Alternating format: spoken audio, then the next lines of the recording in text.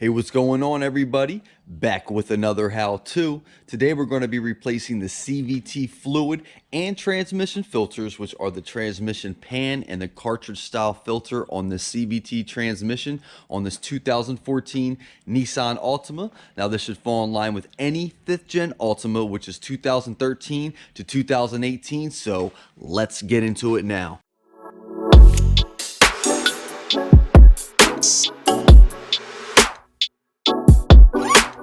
All right, so we are in the car. Now, this is going to be somewhat of a follow-up from my other CVT transmission fluid replacing video.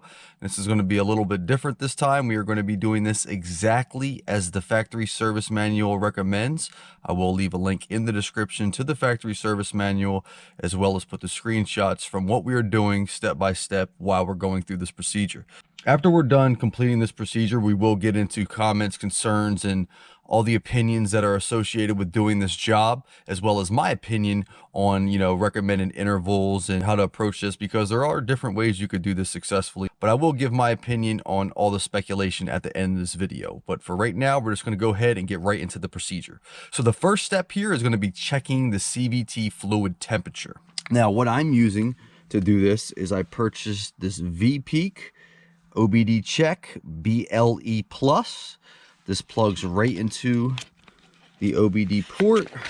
All right, that is the VPeak OBD check BLE plus, and I'm going to be using this partnered with the car scanner app for iOS. Now, you could also use a similar device as this with the CVT Z50 app that is only for Android. So for somebody like myself who has iOS, this VPeak paired with the car scanner app is a good route for the iOS user. So the first thing we're going to do is we're going to warm this car up. Now, I'll give some more opinions into temperatures and all that later, but what we're going to do is get this car to 40 degrees Celsius.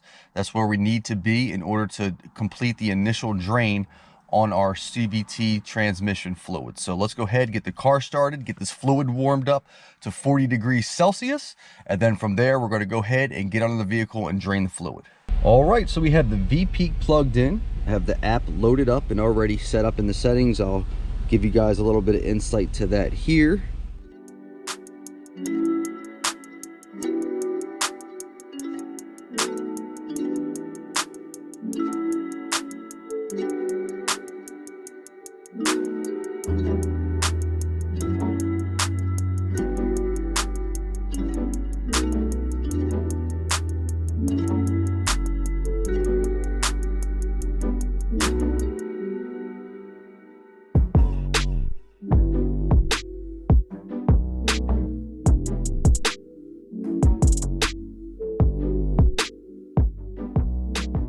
All right, but here is our main screen. We want to go ahead and go to live data to check the CVT transmission fluid.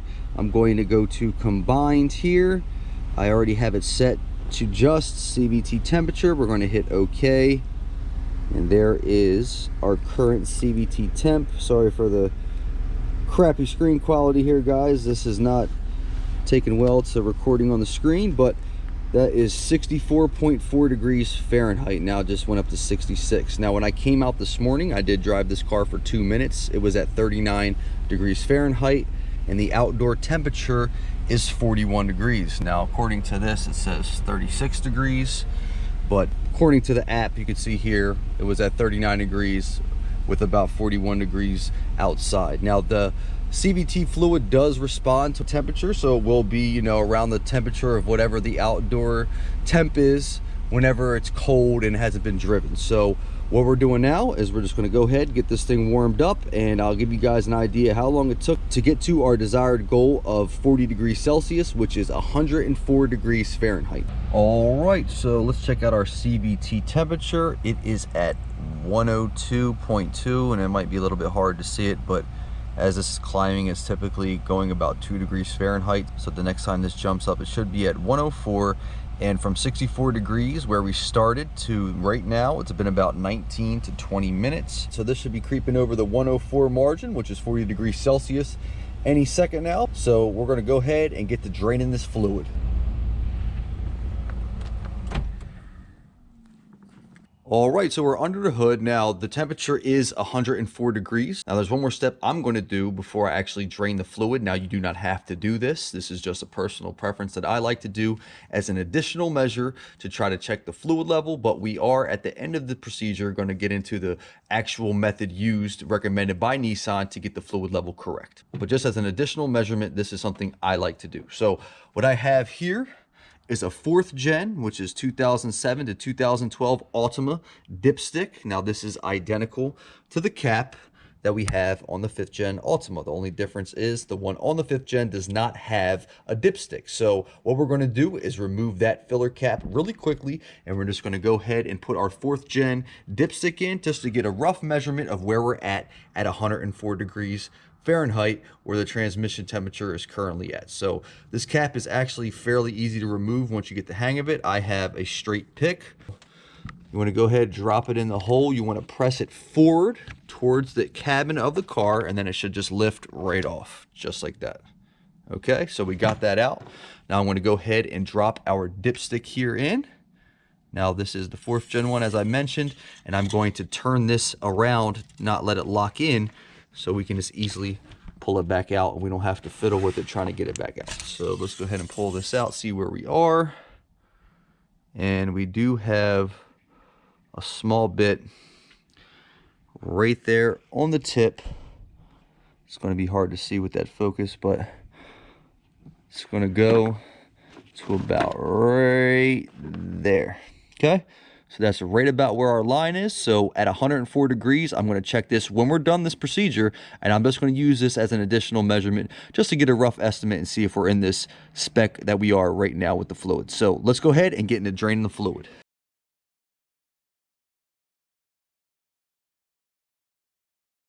All right, so we are under the car. We're going to go ahead and get into draining the CVT fluid. Now, here is our transmission pan with the transmission drain plug right there on the driver's side. We are working with the driver's side. The oil pan is on the passenger. And the drain pan bolt right there is a 19 millimeter. So I'm going to go ahead and crack that loose. And we're going to go ahead and let our CVT fluid drain right out into the pan. All right, so I have a 19 mil right here on a 3/8 drive. Shouldn't be too crazy. Got it loose. Go ahead and finger thread this thing out. And we're going to just let all of our CVT fluid drain right into our pan. Okay. All right. CVT fluid is just about drained. Just very little dripping now. I don't know if you can see the measurements on this, but it's just under 4 quarts. So that's about what came out. So hopefully you can see that. But for right now, what we're going to do is we're going to go ahead and put our drain plug right back into the pan. Now we will be torquing this once we're all done with the procedure, but as of right now, we're just going to get this thing reasonably tight. I'm just going to finger tight it, and I'm just going to hit it really lightly with a socket. Now that I have the drain plug back in the transmission, I'm going to go ahead and be replacing the filters on this procedure and job. So I'll be replacing the transmission filter and then the filter in this housing right here. Now you can just do a spill and fill. And, you know, I've done that in the past. So you can go ahead and skip all this filter stuff if you're just going to do a spill and fill. But as for me, I will be dropping the transmission pan and our canister style filter right here in this housing. So what we're going to do is go ahead and start with dropping the transmission pan. So let's get into that now. All right, so now that we have all of the CVT fluid drained, like I said, I'm going to be getting into removing the transmission filter from the pan. So we're going to go ahead and get into removing the pan. Now this thing wasn't leaking, so I can't say that I'm overly motivated to take it off, but we're at 150K, and in my opinion, we should go ahead and get this filter replaced. So let's go ahead and get this thing off. Now there are 10 mils going around the entire body of the pan. So all I'm going to do is take a 10 mil on a ratchet, 3/8, and I'm just going to break all of these loose. And then once I have them out, I'm just going to fire them out with a drill, and then we'll go ahead and drop the pan. All I'm doing is taking a ratchet and breaking these loose, getting them started. And then from there, like I said, I'm just going to fire them all out with the impact. All right, so I got all those started with the ratchet, just broke them loose, and I'm just going to fire them all out with a small impact. You could use a small impact drill, but I just chose to break them loose first just to make sure there was none that were troubled or stuck, so I didn't snap the head off with this impact. But I'm just going to go ahead and get the rest of these out. All right, so I have all 19 of our transmission pan bolts out. Got them right here in a magnetic tray, safely to the side. So all out. Let's go ahead and separate that pan from the transmission. Well, that was a mess. We got it off, guys. All right, so we got our transmission pan off here. As you can see, we definitely lost some more fluid once that was removed. That was, you know, retained in the bottom of the pan, so you will lose a bit more fluid upon doing this.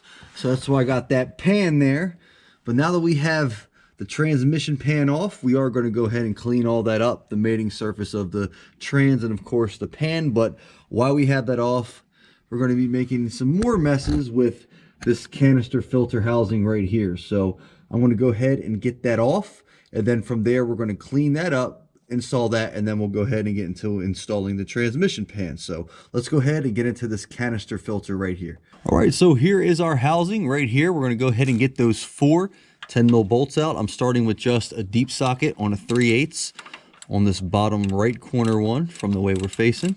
So I got that one loose. Now for this left side one on the bottom, you could use a ratcheting wrench 10mm, just a regular 10mm. What I'm going to do is use a little wobble extension. It's like an 1.5 inch wobble extension.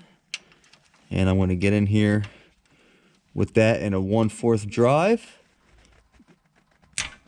And I got that thing broken loose.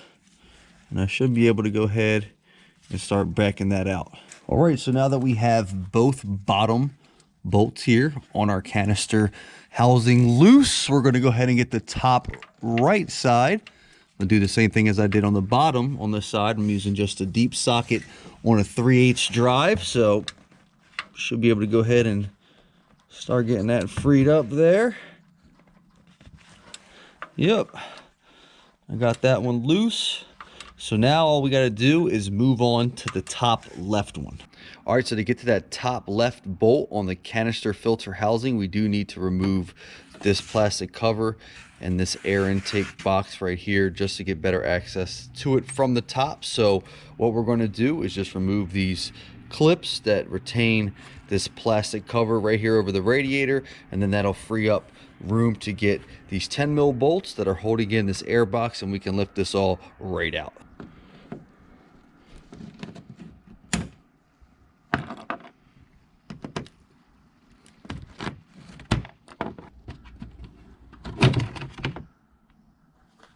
All right, so we have this plastic cover off, so now we have better access to our 10mm bolts here that we need to remove just to get this air intake tubing out and freed up from the actual intake box. So I'm just gonna shoot both of these 10mm on out. 1, 2, these out. Okay, got both of those 10mm out. Now we should be able to slide our intake box right out, and we now have better access to the top of that canister filter, and we could go ahead and get that last bolt removed. All right, so this is probably going to be hard to see from the angle that we're at, but you can kind of get a view of the canister filter right there. Now what I have here to get to that top bolt is the only thing I really found that will work, considering the transmission is blocking it, is I have a 1/4 drive little 10mm.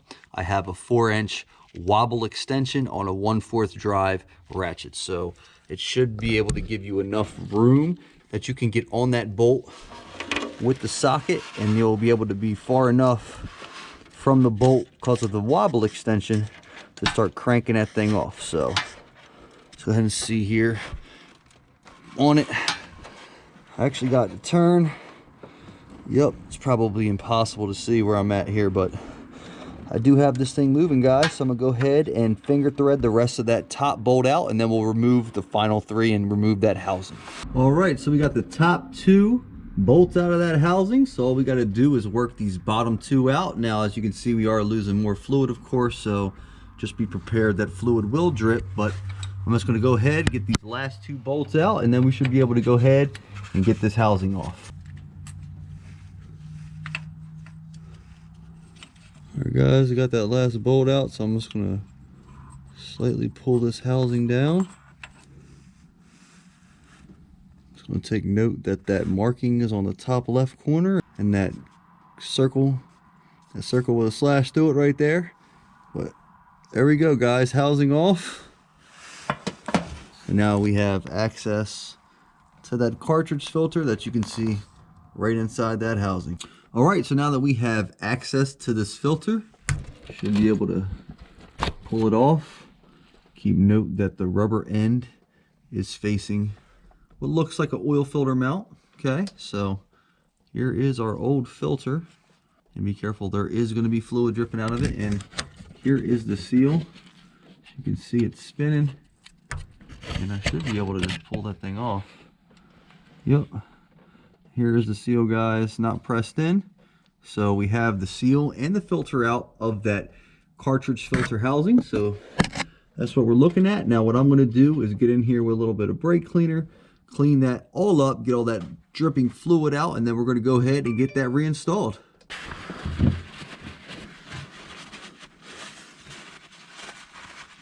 Alright, so here are our parts needed to replace that cartridge filter that came out of the side of the CVT transmission. So the first thing, of course, is the filter. There is the part number. It's 31726-28X0A. That is the OE Nissan cartridge filter. As you can see, they essentially match up. And here is our O-ring seal that goes on the housing. So as you can see, they look identical, and the correct part number is 31526-3VX0A. So here are our 2 parts needed in order to replace this cartridge filter. So let's go ahead and get that filter installed. All right, so hopefully you can see we got this pretty clean all around the housing. Just be careful, it will be drips coming out of here, so you might want to work fast. But what we're going to do is go ahead and install our filter. I'm just going to put it in the same orientation that it was with that metal tab right there. I'm just going to press that back on. All right, so that's pressed in. We have the filter now installed, and I'm just going to take our O-ring here, and I'm just going to drop that right around the housing, just as it was when we took it apart, of course. Okay, and I have that back on. So just want to be careful because I do have some more fluid coming out here, so I'm going to make sure this is cleaned up. Oh, got the seal coming off, but I'm going to make sure that fluid stops dripping, have that cleaned up, and then we're going to go ahead and reinstall the housing. All right, so we're ready to go ahead and get this housing back on. You can see we got the seal and filter in. It's pretty clean, nothing dripping, so I did obviously clean up the housing as well. So make sure we're sliding it back in its correct orientation. So all right, just kind of get it in and twist it over. Make sure you want to hold this in place, and then we're going to go ahead and try to get a bolt in this and get it started. So let me switch hands here. Just be careful because that seal will fall out. It's not in there very tight, so make sure you're holding everything in place while you're doing this. I'm just going to go ahead and get this right bottom corner started. So I get it about finger tight. All right, and that should hold us in place right there. And I'm going to go ahead and just start finger tighten the rest of these 3 bolts in, and we'll get these 10 mils torqued in after we get all these finger tight. All right, so we got our cartridge filter housing back on. Now, I could not find the torque specs for these 4 10 mil bolts anywhere in the transmission section of the factory service manual. I mean, I've been through it numerous times and I've never seen this filter recommended to be replaced. It's not shown in any diagram. You can find the diagram like this one here when you go to look and buy parts, but in the actual factory service manual, there is no outline of this being removed, of this having a torque spec. The only diagram I found in the manual of this cartridge filter is right here.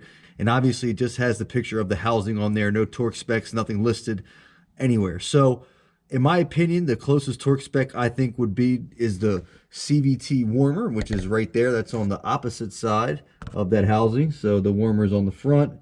This housing is on the side. And the torque spec for those four 10 mil bolts holding on the warmer to the actual transmission is 37 pounds. So that might be somewhere you can start, maybe in a 25 to 37 range. I couldn't even fit my torque wrench in here anyway for all four of these bolts, especially that top left one. So I just went wrist to tight, you know what I mean? That's all you can do really sometimes with some bolts. So that's where we're at. Got that tightened in, cleaned up. Cartridge filter is replaced.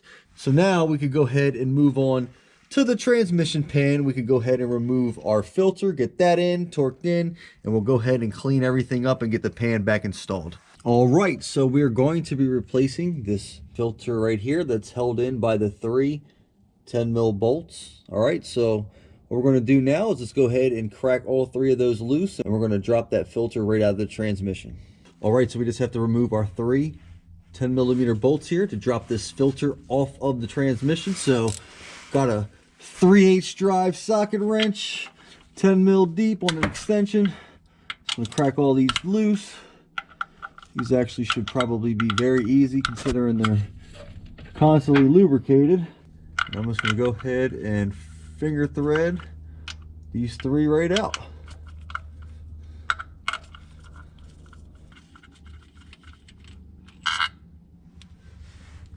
All right, guys, we're on this last bolt. Threading it out, and the filter should drop right out. Get the rest of this out by hand.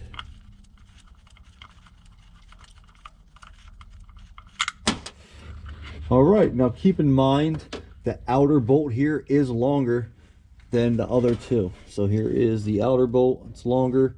So there are different size bolts in this. Take note as to which is what. Let's go ahead and drop this thing out. Should wiggle off. We're losing some more fluid, of course, but that's to be expected. Got some fluid coming out of the filter as well, so we're going to let that drip out, and then we'll go ahead and put the new filter in. All right, so here is our new filter strainer. So here is the old one, there is the new one. As you can see, they are a perfect match. Here is the OE Nissan part number. It is 31728-1XF03. So here is our new filter that we're going to install. So let's go ahead and get this thing in the transmission. All right, so we have our new filter here.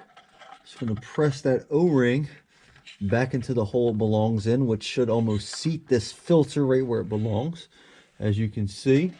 All right, so now that we have the filter pressed back in, I'm going to take our 10 mils and finger thread these things back in. Keep in mind the outer 10 mil is the long one in the front. So I'm starting with that one first. Got that one finger threaded in. We'll go ahead and grab the rear one. Start finger threading this one in. Got that one started. And then we're just going to go bounce to the front here and get this small inner 10 mil finger threaded in as well. Okay, so now that we have all three finger threaded in, I'm just going to take 10 mil and keep finger threaded it in just with the socket now. So I'm going to get all these tight and securely seat this in its position. And then once we have these seated, we're going to go ahead and torque all three of these 10 mils to spec. All right, so we have all three tight by hand now. We're just going to go ahead and torque these three to spec. Now the torque spec is 70 inch-pounds, okay? 70 inch-pounds. It's not that tight. That one's locked in. I'm going to bounce to this front corner here. 70. Let's get this last one, which is the long outer one. Got that to 72. I'm just going to go back over all three. Good. Good. Good. And we have our new strainer filter installed. All right, so now that we have our new filter strainer installed onto the CVT transmission, we could go ahead and clean up our mating surface and the pan, and we can get this ready to reinstall the pan. Now the gasket is still on here. It's almost like a metal gasket, so I'm gonna try to start peeling this thing back.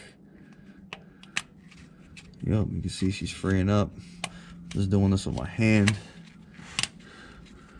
but Shouldn't be too hard, guys. Should be able to use a pick or, you know, even your hand like I'm doing and just get this thing pulled off, and then we can go ahead and reinstall our new gasket.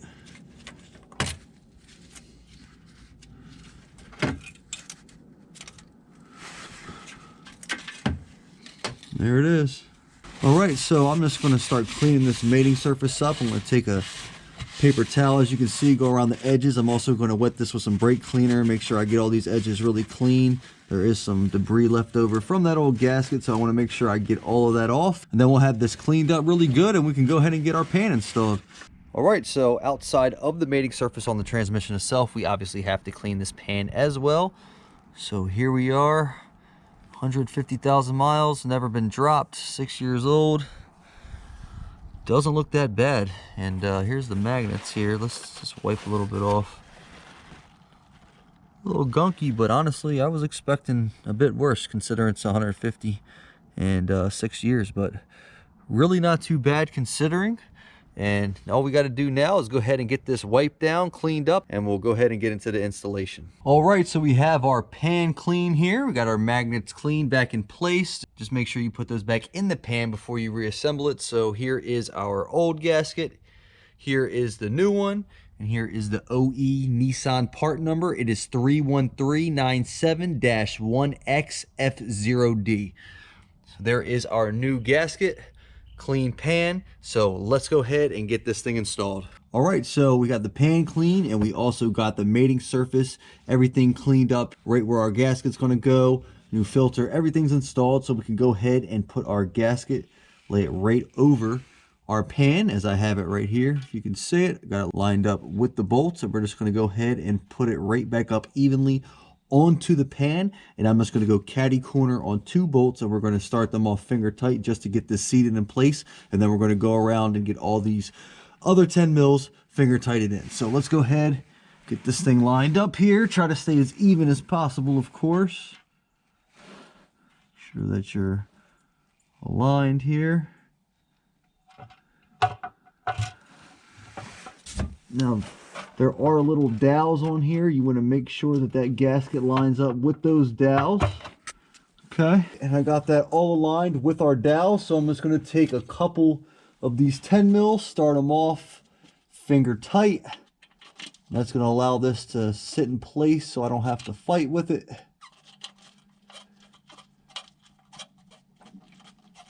Okay, got one started. I'm just going to go up here next to this front corner next to this dowel. I'm going to go ahead and get this one threaded in as well. All right, so what I did is I put the 10 mil next to this dowel pin, 10 mil next to this one, and I have it seated correctly. So we got these pretty much finger tight. So I want to go ahead and put the remaining bolts around the edge, and we're going to go ahead and get all those finger tight, and then we're going to torque them to spec.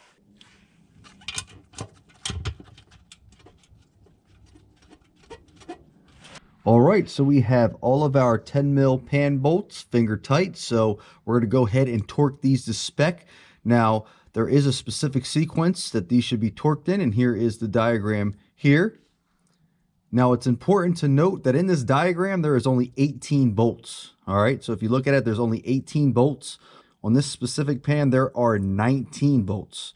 Okay, so I'm essentially going to follow the same order. I'm just going to have one extra one that I'll have to torque, and I mean, I can easily figure out where that would fall in line, but I'm going to bounce back and forth just as this suggests, and it's going to be pretty much the same thing and fall in line pretty close. So the torque spec for these 10 mils is 70 inch-pounds. So we're going to go ahead and torque all 19 10 mils to 70 inch-pounds. All right, got the first one locked in.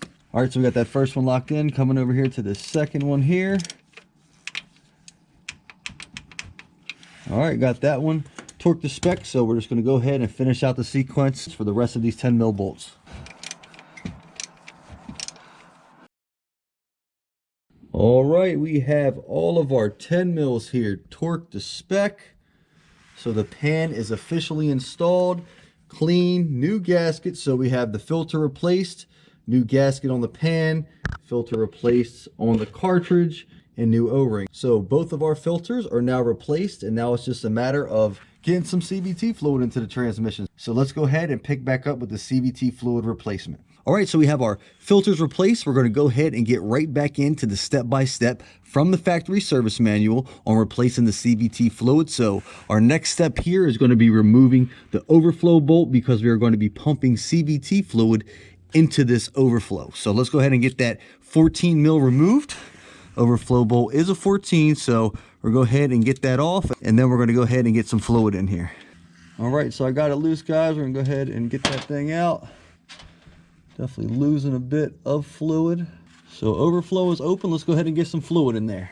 All right, so this is what we're going to be using to put the CVT in through the overflow. It's a specialty tool. Now, the part number from Nissan is KV3110039S0.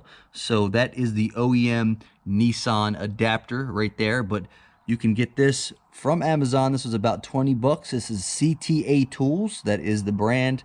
As you can see, it says adapter for Nissan Juke, but it does work for the Altima, of course, as well. Same CVT, and the part number is 7428. So that is what we're going to be utilizing to screw into the overflow, and we're going to be pumping fluid into the overflow from this adapter. So we have our fluid, Nissan CVT NS3.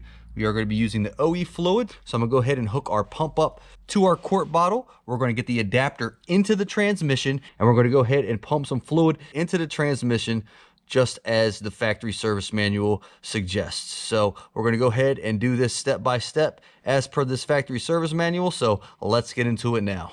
All right, so we have our CTA tool adapter here, the 7428. I'm going to be screwing this right into the overflow, and this does have an O-ring on there. So we're just going to do it until it's pretty tight. You don't got to crank this thing home. That should be good. And I'm just going to take the end of the pump tube. We're just going to press that thing right on. All right, so we have that pressed on. So now we're just going to go ahead and start pumping the CVT fluid right in through the overflow.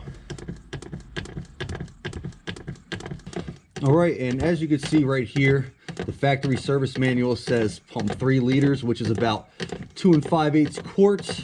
But since we lost a lot more fluid than we would have if we just cracked the drain pan bolt, I'm going to go ahead and put about 3 right now, since we dropped the pan. So it'll roughly have about the same amount of fluid it would have if we didn't drop the pan and the filters. So let's go ahead and get the rest of this fluid in, and then we'll take it to the next step. All right, guys, we got just about 3 quarts pumped into there. I'm just going to stop at 3 quarts. So I'm going to pull this off. Should be able to remove this. We might lose a bit of fluid when we do this. But, no, we're good. So I'm going to go ahead and finger thread our overflow back in here. Now we are going to be torquing all our drain bolts to spec, but for right now, we're just going to get it tight. And now we have that step completed, and we're going to go ahead and get the car started. All right, so just keep in mind, we did have the vehicle level when putting the CVT fluid in and doing this whole job. It's been on jack stands to keep it even. So if you want to know how to put this on jack stands safely, you can go ahead and check my link in the description for the 5th gen Altima jacking points. So this thing is even. So let's go ahead and get into the car. All right, so we're in the car. We're going to go ahead and start it up. And we're going to go ahead and go through our next step. So the next step here is starting the engine, which we just did. And now with the brake pedal pressed in, you want to go ahead and go through the gears. 5 seconds between each gear.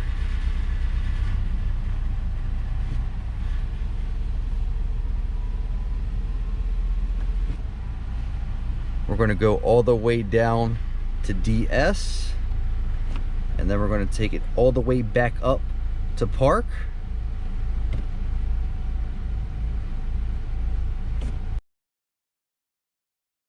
All right, so we've gone through all the gears. So now what we need to do is allow the transmission fluid to get back between 35 and 45 degrees Celsius, which is about 95 degrees Fahrenheit to 113 degrees Fahrenheit.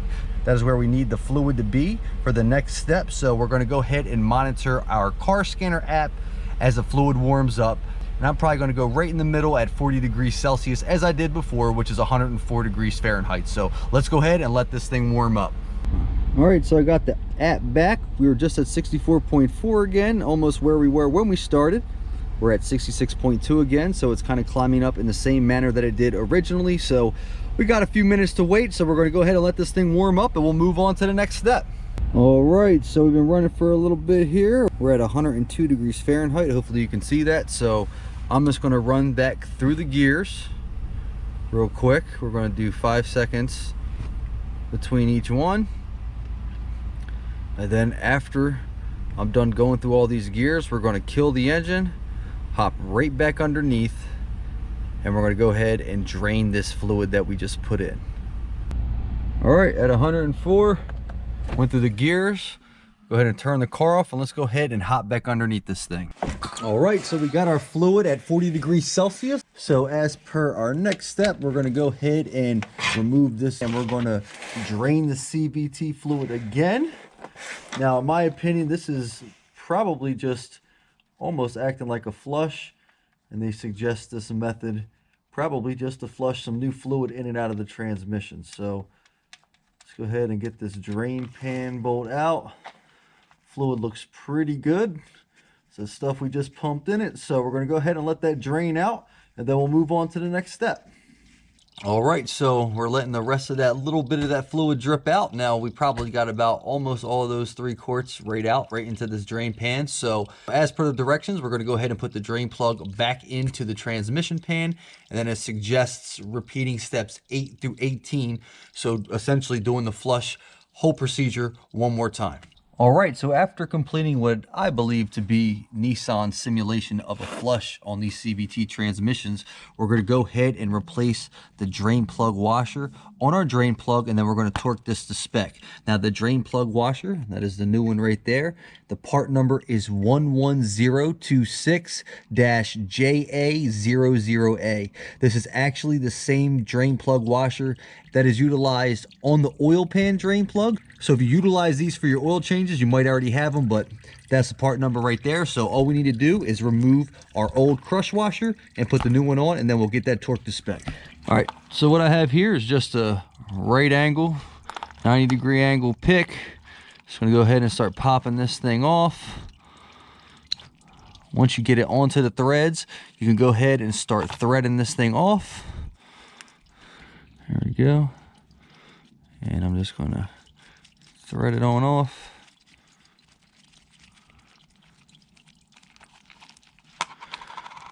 Then we just need to put our new washer on, so essentially just threading it in. That is the correct orientation right there. So we're just threading this back onto the body of the plug, and then we're going to go ahead and get this plug torqued to spec. All right, so most of our CVT fluid is dripped out. We're just going to go ahead and finger thread our drain plug back in. Get that thing finger tight. So the torque spec for this 19mm drain pan bolt is 25 foot-pounds. So we're going to go ahead and lock our torque wrench in at 25 foot-pounds to get that thing torqued to spec.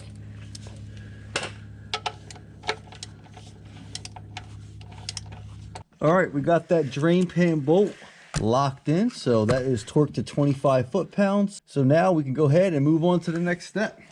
All right, so we're on to the next step. We have our 19mm drain plug here with the new washer torqued to spec. So now we're going to go ahead and fill this thing up with the fluid for the last time. So we're going to go ahead and remove our overflow one more time here.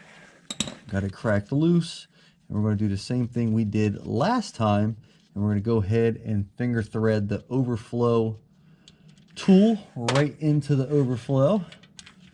All right, let's go ahead and get this thing back installed tight, and then from there we're going to go ahead and put our NS3 CVT fluid into the transmission. Now, as you see, it says to put 3 liters again, which is 2 5/8 quarts, but since we lost so much fluid, I'm going to go ahead and put 4 in there, which is about what we lost initially.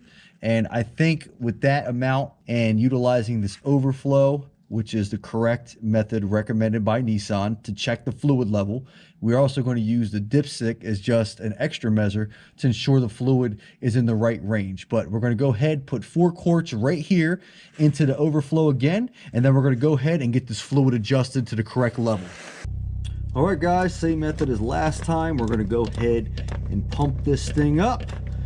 So we have our tool into the overflow, pumping our CVT NS3 fluid into the overflow. Now you can utilize the pipe that we initially took the cap off under the hood, which I have done in the past successfully. So you can successfully use that as a place to get fluid in, but I'm doing it this way just because this is the method suggested in the FSM, and I'm doing this video just to get this exactly to the FSM specifications, you know, the best that I can by going through this procedure as they recommend. So we're going this method, but you can use the pipe under the hood, and like I said, I have done that successfully in the past. All right, got just about the fourth quart in here. We've got all the fluid in. All right, so that's pretty much good. We got 4 quarts in the overflow. All right, so we're gonna go ahead and remove this filler hose. We're probably gonna lose a bit of fluid here. Yeah, we're definitely losing some here. I'll get this out quick. Okay, we got that out. So now we're just gonna go ahead and thread our overflow bolt back in. Definitely lost a lot of fluid, so it's a good chance that there's a reason they say put 2 5/8 in it, but like I said, we lost a lot, so just trying to get it back into spec. All right, so there we go, guys. We got the overflow installed. I'm gonna go ahead and clean up all this remaining CVT fluid, clean it up, and then we're gonna go ahead and move on to the next step. All right, so we got everything wrapped up under the car. We got the fluid in, so we're gonna go ahead and ensure our fluid level is the correct level. So we're gonna go ahead and start the car. And what we're gonna do is just go right back to our car scanner app. We are currently at 69.8 degrees. Kind of hard to see there, but went back up to 71.8. So we're just gonna go ahead, let this fluid get back in the 95 to 113 degree Fahrenheit range.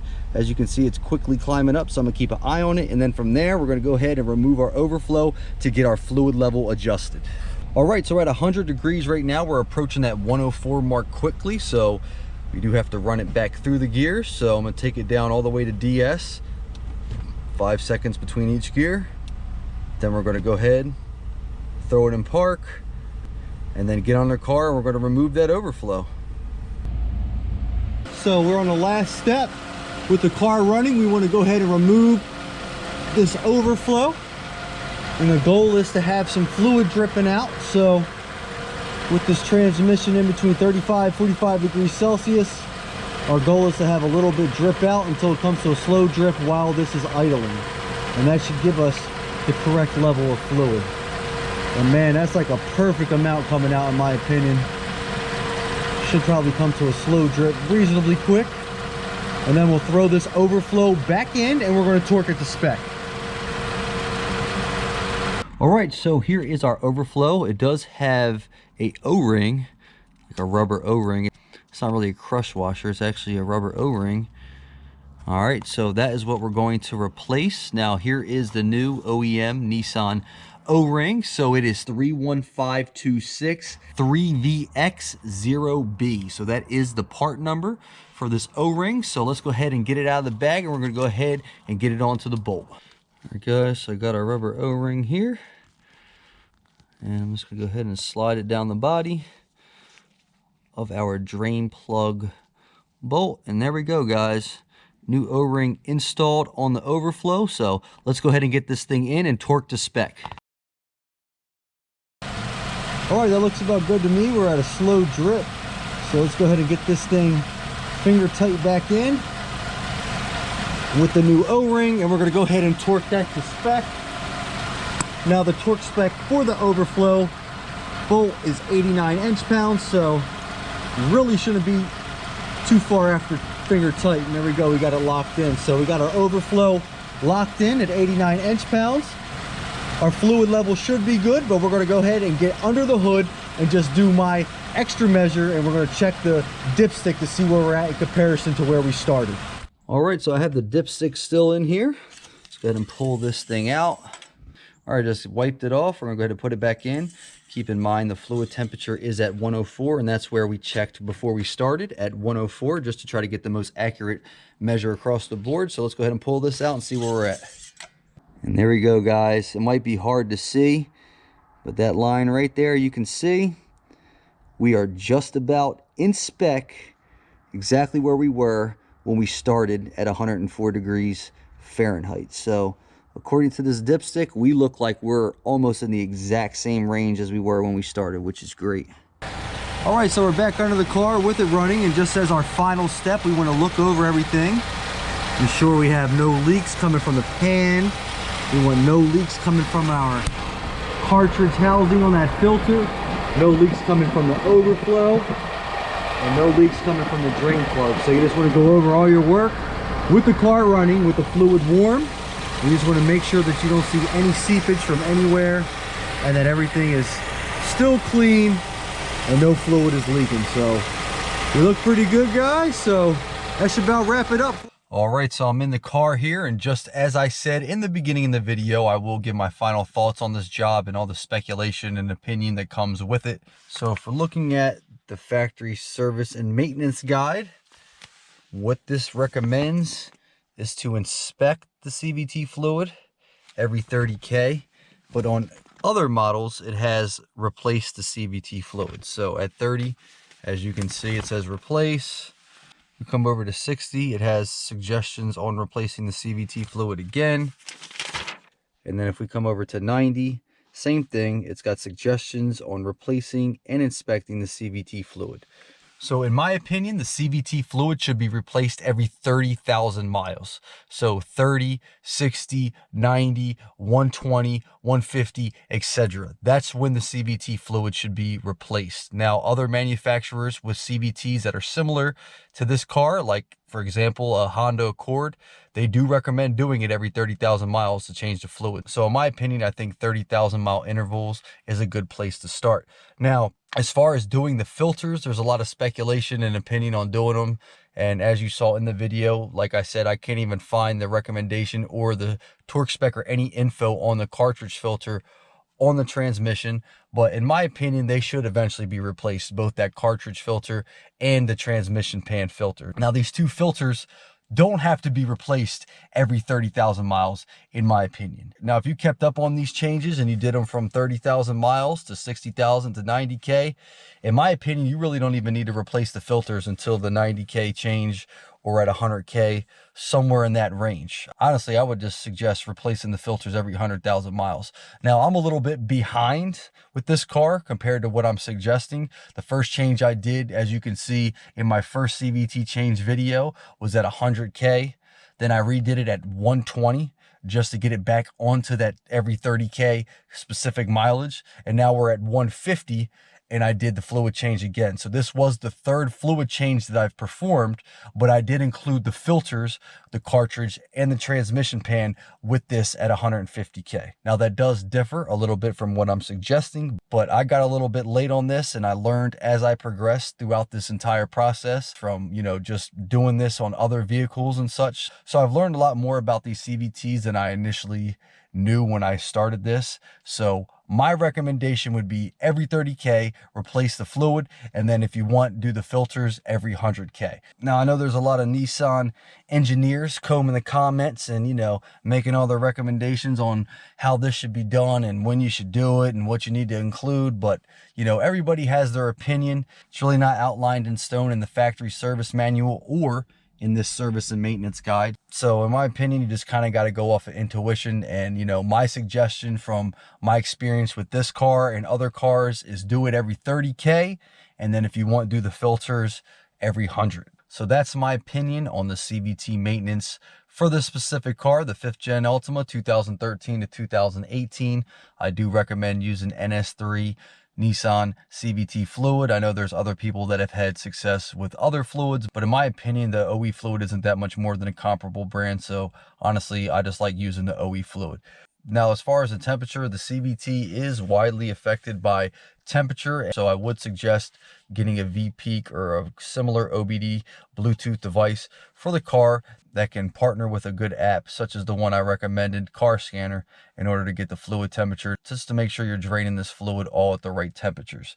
Now, in my first CVT video and the one I did after it, which I didn't record, I didn't have this V-Peak or a way to check the temperature. I kind of just went off of running time, which honestly, you know, you could probably get it into a close range by doing it that way, but it is widely affected by ambient temperature, you know, outdoor temperature, when the car ran last. You know, there's a bunch of different things that can affect these temperatures on the CVT fluid the more I monitor it on this app.